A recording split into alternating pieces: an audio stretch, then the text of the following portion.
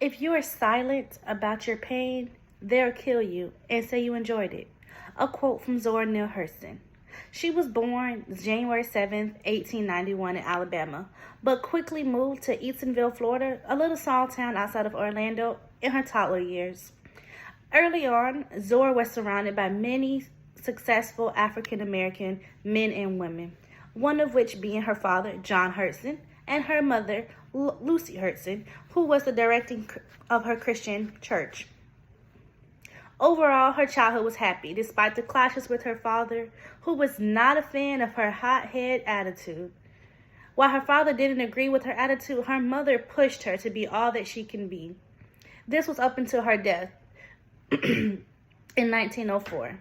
From there, Zora kind of spiraled out of control. She didn't finish high school, dropping out and joining a traveling singing group as their maid. For the next few years, she traveled and turned up in Baltimore before making the decision to go back to high school. In order to do so, she had to lie about her age, presenting herself as a 16-year-old to complete school. She went on to graduate from Barnard College in 1928, and she was what many would refer to as a free spirit and used this attitude to befriend Langston Hughes in the 1920s during the Harlem Renaissance. Becoming the life of the party, she would walk around a room full of strangers and leave them charmed just from the stories she would tell. During the 1930s and 1940s, Zora went on to write many stories, some of them including Their Eyes Were Watching God, Tell My Horse, and Men on the Mountain. She was a very successful Black writer. Although supporting her own talent, she published 4 novels, 2 books of folklore, an autobiography, and many other short stories.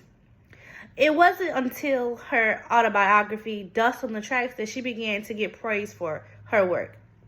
So she did receive a few awards, some of them being Rosamund Wald Foundation Fellowship in 1935, an honorary doctorate degree from Morgan State in 1939, and the Education and Human Relations Award from Bethune-Cookman College in 1956.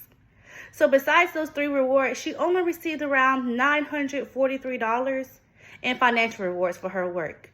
So when she died on January 28, 1960 at the age of 69, after suffering from a stroke, her neighbors had to take a collection just for her funeral expenses. From there, it wasn't until 1973 that she actually received a headstone for her tomb.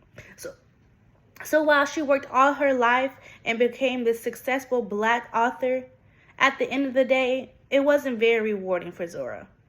Although her work is still used today to present good Black experiences, from beginning to end, Zora pushed herself to the limit. Despite her any trials, she was able to get through life and live life the way she deserved and present her work the way she deserved.